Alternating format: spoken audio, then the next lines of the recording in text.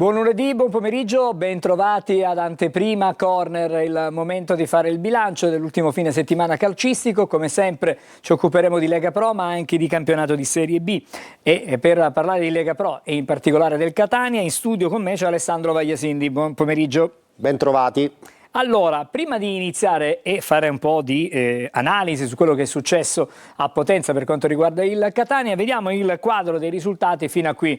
Chiaramente maturati, fra non molto vedremo anche il supporto grafico e vedremo anche la classifica. Allora, Cavese Siracusa 1-1, Picerno alla Salernitana è finita 2-1 per la Salernitana, Trapani Cosenza 1-1, l'Atalanta Under 23 ha perso in casa contro il Sorrento, poi Potenza e Catania 1-1, Benevento Giuliano 4-0, Casertana Latina 3-1, Altamura Cerignola 1-1. Si giocano questa sera Crotone, Casarano e Foggia Monopoli. Ma vediamo la classifica fino a questo momento. Il Catania assieme al Benevento in testa 38 punti, poi la Salernitana 35, Cosenza 33, Casertana 32, Potenza e Casarano 25, 24, Crotone, Cerignola e Monopoli, 23 punti per il Trapani. A 22 l'Atalanta Under 23, poi Sorrento Altamura 20, Cavese 18, 15 punti per Siracusa, Latina, Giuliano e Foggia. A 13 chiude il Picerno. Cominciamo subito a parlare di Catania. Alessandro, un pareggio che lascia amaro in bocca, tanta rabbia in casa Catania. Sì, è facile isolare dal contesto del match il gol ingiustamente annullato a Rolfini. Ma a mio avviso sarebbe un esercizio di narrazione monco, perché è vero che quel gol era valido, lo è altrettanto però che il Catania ha costruito questa situazione all'80° circa di una gara che ha avuto potenzialmente a controllo di vittoria dal 16° del primo tempo, quando Bruschi è stato espulso giustamente sul punteggio di 1-1. Il Catania ha avuto quindi una partita, se comprendiamo anche i recuperi, una partita da 11 contro 10 in casa di una squadra molto rimaneggiata, lo dobbiamo ribadire perché se no, ripeto, la narrazione non è completa, da capolista. Quindi io innanzitutto metterei il focus sulla prestazione del Catania, che non è stata una prestazione da capolista, un Catania che è risultato nello scorrere della partita troppo prevedibile, fraseggi sempre appoggiati sull'esterno, sul quinto, e mai o quasi mai abbiamo avuto delle proiezioni offensive per vie centrali. Quando hai un attaccante, tra l'altro, che ha dimostrato di essere in forma come Francesco Forte, e gli offri una sola occasione da gol come quella su cui è nato il gol da calcio d'angolo, e poi sostanzialmente per le trame sviluppate lo rendi isolato nello sviluppo della manovra, significa che c'è qualcosa nella tua manovra che non va bene, perché un conto è effettuare cross per vie esterne quando i difensori piazzati all'interno dell'area hanno sicuramente una visuale e un posizionamento più semplice per liberare l'area. Un conto è quando tu giochi o tenti di giocare una palla alle spalle del difensore, dando profondità al movimento dell'attaccante, allora li puoi sicuramente mettere in difficoltà.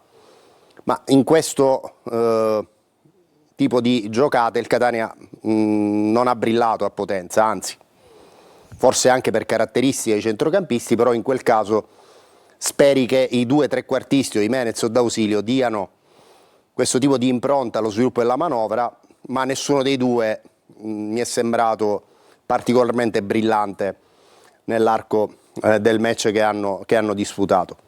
Quindi partirei dai demeriti del Catania, che mi sembrano evidenti, oggettivi, e confermano che questa squadra non ha ancora completato il processo di maturazione che è necessario venga a completamento per dire con consapevolezza la propria voce nella corsa al primo posto, perché ci sono stati degli inciampi nel corso di questo girone d'andata che ci dicono che ancora il processo di maturazione non è completato. Ma soprattutto Anche, direi fuori casa. assolutamente sì, assolutamente sì. Diamo anche giusto conto agli infortuni che il Catania ha subito, perché hai perso per strada pezzi fondamentali di quella che era la formazione disegnata in estate: Cicerelli, Aloi, Gherardi. È da tante settimane che il Catania gioca con queste assenze.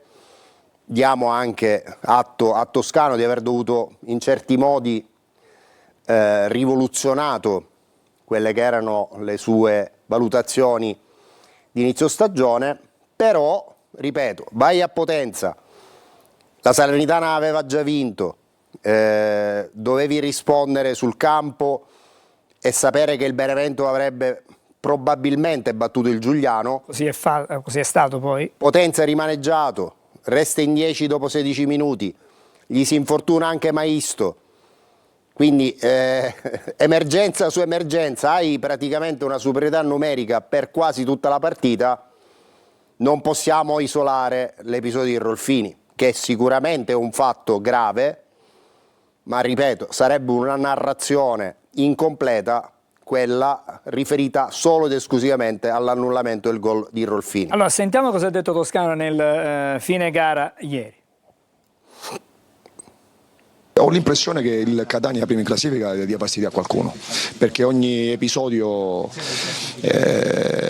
ma anche una valutazione oggettiva viene data contro al Catania, ma anche l'ammonizione di Gennaro dopo 10 secondi del secondo tempo, che era in diffida, tante cose che poi ti fanno pensare. C'è amarezza perché oggi meritavamo di portare a casa i 3 punti, per tanti motivi non siamo riusciti a portarli. Guardiamo alla partita prossima in casa con l'Atalanta, perché vogliamo chiudere in testa il campionato il giorno d'andata. Questa è un'idea che Toscano ha ormai da diverse settimane. Chiudere il girone d'andata significa anche essere campione d'inverno, no? In qualche modo. Adesso c'è questa sfida con l'Atalanta Under 23 la prossima settimana, bisognerà vedere poi cosa faranno anche i diretti Benevento a Cerignola. Non è una partita facile, no, anche quella. Fermo restando che l'anno scorso il Benevento chiuse l'andata in testa per poi deragliare nella seconda parte della stagione, quindi diciamo che è un titolo sì significativo ma anche abbastanza effimero. Insomma, bisogna arrivare ad aprile quando finisce il campionato in testa. Anche perché il Catania il campionato se lo giocherà in trasferta, perché nel giro di ritorno avrà più partite in trasferta che in casa e i 2 confronti diretti cruciali ce li ha in trasferta, quindi come dicevi giustamente tu deve necessariamente alzare il livello di competitività nelle gare in trasferta. Devo dire, Alessandro, che sono però delle conferme in ogni caso nel Catania. Uno di questi giocatori che si conferma essere sempre un punto di riferimento importante nell'economia del gioco di squadra, e per quello che dà come quantità anche e qualità al gruppo, è sicuramente Casasola. Assolutamente, ma credo che sia in assoluto l'acquisto più importante da un punto di vista tattico che ha fatto il Catania la scorsa estate, perché per il gioco di Toscano sappiamo i quinti essere gli aghi della bilancia, no? Sono arrivati Casasola a destra, Donnarumma a sinistra.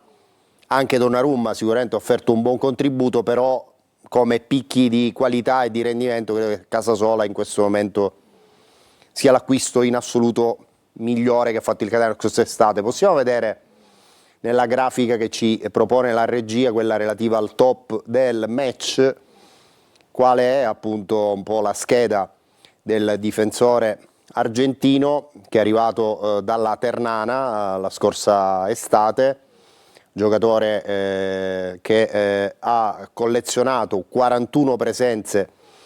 Vediamo un attimo se riusciamo a vedere la grafica di Casasola, che è indicato da Alessandro come top del match. Sì, eccola qua, vi stavo dicendo appunto quello che state adesso leggendo, cioè la scorsa stagione a Terni, compresi i playoff, 41 presenze, con 4 gol e 5 assist, fino alla sconfitta nella finale playoff col Pescara. Quest'anno col Catania 18 presenze e 4 assist, manca ancora il gol, credo che siamo vicini perché è già da qualche partita che flirta col gol, chissà che La scadenza del suo contratto è 30 giugno 2027. Beh, insomma, sicuramente un giocatore su cui il Catania potrà contare nella seconda parte del sì. campionato, nella speranza poi che ci siano anche i recuperi di alcuni degli infortunati. Sappiamo di Cicerelli, ormai la stagione... Cicerelli, Aloi, purtroppo, andati. Arriveranno anche altri rinforzi. Sì, assolutamente, ne parleremo stasera. Ne parleremo questa sera, così come stasera parleremo... Anche la questione arbitrale, ovviamente la mia analisi non può prescindere dagli episodi arbitrali che vivisezioneremo stasera durante corner, e poi cercheremo anche di chiarire un dubbio, Angelo. In tanti si chiedono, ma manca la 16 metri, quindi il fuorigioco non si può valutare. Ma chi decide se o no c'è la telecamera ai 16 metri in uno stadio di Serie C ogni turno di campionato? La produzione. La produzione è affidata comunque alla Lega. E allora, quindi è la Lega che dispone che tipo di configurazione nei singoli campi. E allora sul campo dove gioca la capolista a Potenza, perché non c'è una produzione con un numero sufficiente di telecamere che va a coprire anche la 16 metri per dare la possibilità alla quaterna arbitrale di valutare bene i fuorigioco? Permettimi anche di aggiungere che dove gioca la capolista in ogni caso dovrebbe esserci anche un arbitro con provata esperienza. Su questo neanche ne discutiamo, non ci piove. Adesso non, perché oggi il Catania, domani potrà essere un'altra squadra, però serve una garanzia. Serve la garanzia che quell'arbitro conosca perfettamente la categoria, riesca a sostenere, a supportare e a sopportare eventuali pressioni. Non sto dicendo che ieri ci sono state pressioni, ma in generale quando si va a giocare in trasferta su un campo magari difficile, complicato, è giusto che ci sia un arbitro con provata esperienza. Non stiamo dicendo che sia più o meno bravo, ma con provata esperienza, che conosca bene la categoria. Avevamo avuto Pezzopane a Picerno, Lovison in casa nell'ultima partita al Massimino col Crotone, arbitri di provata esperienza, quello che dicevi tu, ma in precedenza c'era stato Frasinac a Casarano, Zago a Catania contro il Latina, mancata espulsione a Cicerelli. Ieri abbiamo avuto la designazione di questo arbitro di Nola, che certo non si può definire un fischietto esperto, quindi bisogna capire bene con quale criterio il designatore poi va a scegliere i suoi uomini. Ho anche fatto una riflessione, perché ieri c'era una quaterna, diciamo, arbitrale che arrivava dalla Campania. Motivi di opportunità ti dovrebbero indurre a evitare certe designazioni. Magari fosse stato un altro l'arbitro. Abbiamo avuto a Cerignola Striamo di Salerno che arbitrò benissimo, però intanto metti in genere il dubbio, potresti già a prescindere evitare, proprio per uscire da qualsiasi tipo di equivoco. Allora ci dobbiamo fermare. Alessandro, per quanto riguarda il Catania, almeno in questo segmento di trasmissione, stasera alle 20:45 saremo di nuovo insieme. Abbiamo fatto un mini corner. Esattamente, ma molto piccolo. Stasera un'ora e mezza di trasmissione dedicata sia alla partita di ieri sul campo del Potenza, ma cominceremo a proiettarci anche su quello che sarà il mercato e parleremo anche del prossimo avversario, perché no, tanto altro nel corso di corner questa sera su Telecom alle 20:45. Grazie a più tardi. Ad Alessandro. Adesso noi ci fermiamo, una breve sosta e poi ci collegheremo con Palermo, dove c'è Marco Gullà per parlare per l'appunto del Palermo, che ha centrato la terza vittoria consecutiva in casa contro la Sampdoria. A fra pochissimo.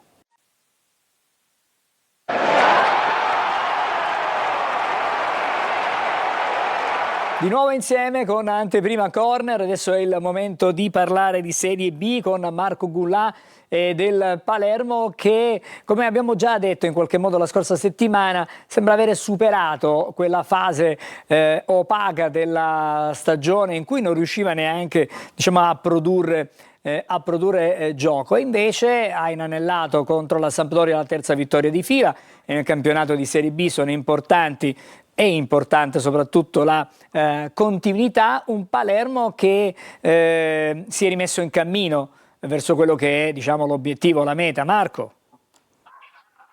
Ha ripreso il cammin perduto, Angelo. Buon pomeriggio a tutti, buon pomeriggio appunto da Palermo, un Palermo che quindi sorride, i numeri sono dalla sua parte, tra l'altro insomma 3 vittorie consecutive, 10 punti nelle ultime 4 partite hanno certamente certificato la guarigione di questa squadra, che è una squadra che ancora, è vero Angelo, c'ha qualche difetto, c'ha qualche problema ancora nella gestione della manovra, ma è ovvio che grazie alle vittorie, insomma, la vittoria poi è la panacea di tutti i mali. È un Palermo che anche contro la Sampdoria intanto ha giocato un gran primo tempo, dove ha trovato il vantaggio e poteva serenamente anche raddoppiare. Poi nella ripresa, dopo l'occasione capitata nei piedi di Ceccaroni, sui piedi di Ceccaroni, e da lì in poi ha avuto una sorta di calo, un calo che lo ha portato ovviamente negli ultimi minuti a subire le avanzate della formazione blu cerchiata. Però la Sampdoria, eccezione fatta per un'occasione proprio nei minuti finali, non è che abbia avuto grandi palle gol proprio per pareggiarla. Segnale che il Palermo ha anche una difesa solida, ha una difesa in questo momento orchestrata molto bene da Bani, che con la collaborazione di Ceccaroni insomma sta sicuramente cementando il reparto, e sappiamo benissimo che i campionati si vincono sì con i gol e con gli attaccanti, ma una tessera importante, se non fondamentale, è proprio la difesa. Quindi Palermo che è guarito, Palermo che adesso va verso gli ultimi impegni di quest'anno, prima della sosta invernale, con la consapevolezza di avere una classifica in questo momento abbastanza positiva, e soprattutto essere a pochi punti dalla zona VIP della classifica e quindi dalla promozione diretta. Allora, sentiamo le parole di Inzaghi, poi vedremo anche la classifica a cui tu facevi riferimento. Sono molto contento, ci tenevamo a vincere questa terza partita consecutiva. Secondo me abbiamo fatto i 30 minuti più belli della stagione e lì dovevamo essere in vantaggio con più gol. Poi appena abbiamo decelerato un attimo, abbiamo preso quell'occasione di coda e probabilmente quella ci ha un po' preoccupato, anche se poi la squadra al secondo tempo con l'occasione di Ceccaroni clamorosa, insomma, se fosse andata sul 2-0 chiaramente avrebbe sofferto meno. La squadra deve continuare così, a cercare di creare un'identità, a creare qualcosa per il futuro. Sono contento che qui comunque giocano tutti, sono contento per Jeremy perché insomma dà continuità al gol di Empoli, è un giocatore che probabilmente ha preso anche qualche critica di troppo e sono molto felice si stia ritagliando questo spazio. Allora, un Inzaghi piuttosto, diciamo, soddisfatto, contento, probabilmente incomincia a vedere quella che nella sua testa può essere la sua squadra, il modo di stare in campo. Ha parlato di una mezz'ora, la migliore mezz'ora di tutto il campionato finora, Inzaghi. Sì, nella prima mezz'ora, come dicevo anche nei poc'anzi, nel primo tempo il Palermo è stato un Palermo frizzante, un Palermo brioso, un Palermo che ha anche giocato un buon calcio, con Ranocchia che finalmente sembra essere tornato quello di qualche anno fa, e anche lo stesso Segre non mi è dispiaciuto, e poi c'è l'Eduaron, decisivo come non mai, ha segnato il primo gol, ha segnato anche ad Empoli, quindi sta iniziando ad essere un attaccante importante ovviamente anche per lo scacchiere di Pippo Inzaghi. Però attenzione, abbiamo parlato anche di alcuni difetti, perché Palermo comunque ancora qualche lacuna ce l'ha, soprattutto anche nell'impostazione della manovra, in questi blackout psicologici come è avvenuto nella ripresa con la Sampdoria, quindi insomma ancora qualcosina da aggiustare c'è. È ovvio che però ancora Inzaghi di lavoro ne ha da fare e soprattutto deve ancora contare su alcuni elementi che non sono proprio al top. Penso a Gomez, penso a Gyasi che è stato convocato ma ancora deve tornare nuovamente tra i titolari. Ci sono giocatori che in questo momento probabilmente non sono al top della condizione. E poi Angelo, una parentesi e chiudo, mercato, perché c'è anche il caso Brunoni. Vediamo un attimo la classifica, Marco, vediamo la classifica così inquadriamo qual è la situazione in questo momento, perché in testa c'è il Frosinone a 34, il Monza con 31 punti segue, diciamo, a breve distanza, il Palermo a 29 punti, che significa -2 da quella che è la promozione diretta, meno 5 dal primo posto, perché con il secondo posto c'è la promozione anche diretta e poi ci sono gli spareggi eventualmente dal terzo posto in poi e sino all'8º. Un'esperienza che probabilmente è difficile da poter digerire, quella dei playoff, in considerazione del fatto che è veramente una sorta di terno all'otto. Stavamo parlando invece del mercato di riparazione e tu ponevi l'accento su un giocatore che di fatto ormai ogni anno succede questo, è un separato in casa. A un certo punto della stagione Brunori diventa un separato in casa. E questa volta credo che sarà anche un divorzio, perché Brunori non gioca da 4 partite, nelle ultime 4 gare appunto è rimasto in panchina, ha giocato soltanto 7 minuti contro Lentella, quindi Brunori non gioca, è fuori dai radar del tecnico Inzaghi. Ha litigato, lo dobbiamo anche dire perché è inutile insomma girarci intorno, ha litigato con alcuni componenti della squadra e in questo momento non rientra più nei piani di Pippo Inzaghi. Allora ha chiesto la cessione, il Palermo è d'accordo perché in questo momento non può trattenere un giocatore che tra l'altro insomma nella maggior parte delle squadre di B giocherebbe titolare.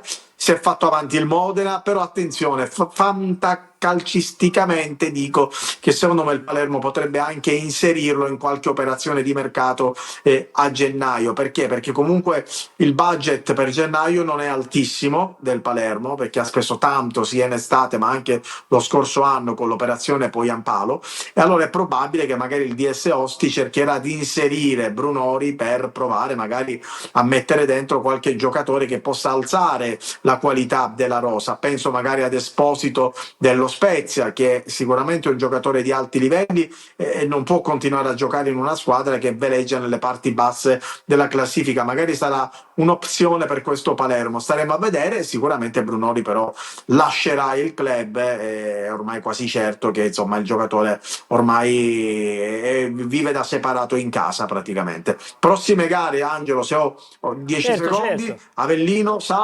Avellino sabato e poi il Padova il 27 dicembre in casa per il Palermo al Barbera. Chiuderanno ovviamente questo 2025 e prima della sosta invernale. Grazie Marco, ci racconterai allora l'avvicinamento alle prossime sfide del Palermo durante i nostri telegiornali. Adesso ci fermiamo. Grazie a voi. Grazie, ci fermiamo, parleremo ancora di Serie C. Fra non molto andremo a Trapani con Franco Camarasana.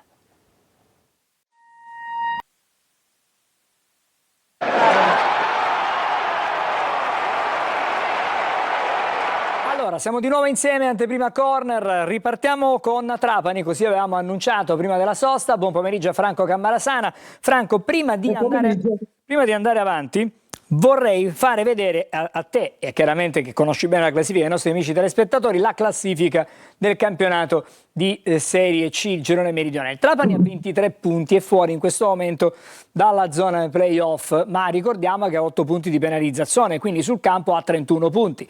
Attenzione perché il Trapani potrebbe essere passibile di un'ulteriore penalizzazione e potrebbe questa penalizzazione fare scivolare il Trapani addirittura in zona play-out.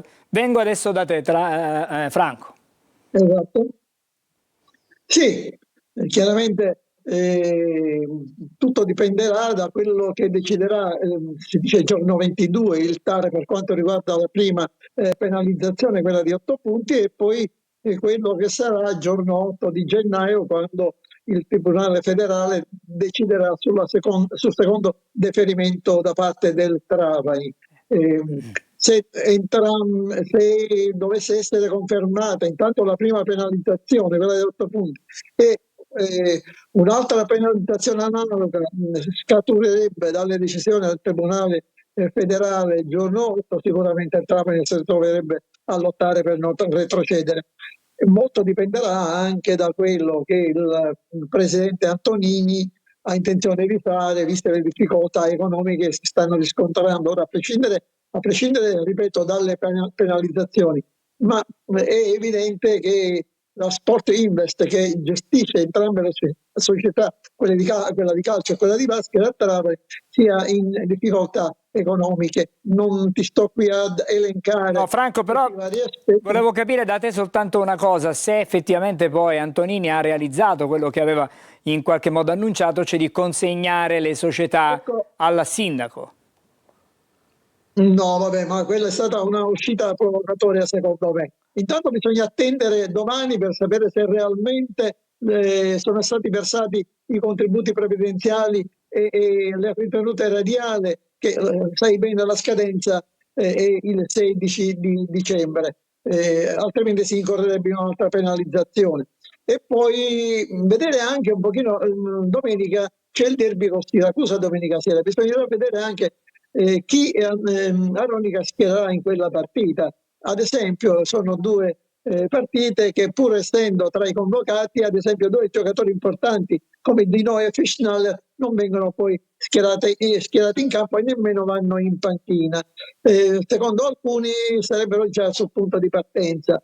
E probabilmente in occasione della partita di domenica sera a Siracusa, per diversi giocatori del Trapani potrebbe essere l'ultima in maglia granata, e di giocatori appetibili nell'organico del Trapani sia per squadre di Serie C che per qualche società di Serie B ce ne sono più di una. Vedremo, ripeto, la partita del Siracusa ci darà qualche risposta anche sotto l'aspetto del mercato. Sembra che Luigi Volume, questo nuovo direttore dell'area tecnica del Trapani, abbia intenzione, su disposizione di Antonini, di ringiovanire la squadra. Già qualche cosa si sta facendo, perché anche contro il Cosenza è stato schierato il giovanissimo Motok, ma lo stesso Marcolini e la Sorza, ad esempio, sono tre, ma potrebbero essere altri ancora. Bisogna vedere, ripeto, quale sarà la reale intenzione della società per quanto riguarda la parte seconda del campionato. Lo sapremo sicuramente a gennaio, secondo me anche nella prima quindicina di gennaio. Grazie Franco, allora visto che tu hai accennato al derby con il Siracusa, faccio una staffetta ideale, perché adesso ci colleghiamo con Marco Petrolito a Siracusa. Intanto ti ringrazio per il tuo contributo, per anteprima ci ritroviamo la prossima settimana, sempre al lunedì. Adesso andiamo a Siracusa, abbiamo parlato di quelli che sono i guai, le difficoltà del Trapani, pur avendo comunque fino adesso una classifica di tutto rispetto, ma c'è il rischio di un'ennesima penalizzazione. Si attende il TAR del Lazio per la prima, il Tribunale Federale si pronuncerà a breve sulla seconda, insomma cattive acque in casa Trapani. Situazione a Siracusa, che ieri ha centrato il secondo pareggio consecutivo in trasferta, una squadra che dà segnali di ripresa ma che ancora fatica però a lasciare le sabbie mobili dei play-out. Sì, buon pomeriggio Angelo. Siracusa, ecco, che non dovrebbe avere problematiche di questo genere in relazione a quanto detto sulla situazione che sta vivendo il Trapani. Squadra che è tornata dalla trasferta di Cavate Tirreni con un pareggio ed una grande consapevolezza legata al fatto che il destino è totalmente nelle sue mani. Dopo l'ennesima prestazione comunque di sostanza che ha portato il secondo pareggio consecutivo, come dicevi, e che ancora una volta, come è accaduto forse fin troppo spesso in questo girone d'andata, era successo anche la settimana scorsa con il Foggia, ha visto subire una rimonta che lascia un po' di amaro in bocca. L'incapacità di saper gestire i momenti topici della partita stanno infatti impedendo alla squadra azzurra di poter risalire la classifica e di guadagnarsi la posizione che meriterebbe, graduatoria che sì, rimane molto corta visto che la zona salvezza dista soltanto 3 lunghezze, ma al tempo stesso vede i Leoni ormai stabilmente inseriti nel gruppone, ecco, delle squadre che verosimilmente lotteranno per non retrocedere. Del resto, mancando le vittorie, non può essere altrimenti per una formazione volitiva che continua a proporre sempre un bel calcio, ma che rimane l'unica del campionato di Serie C a non aver mai concluso una partita senza subire gol.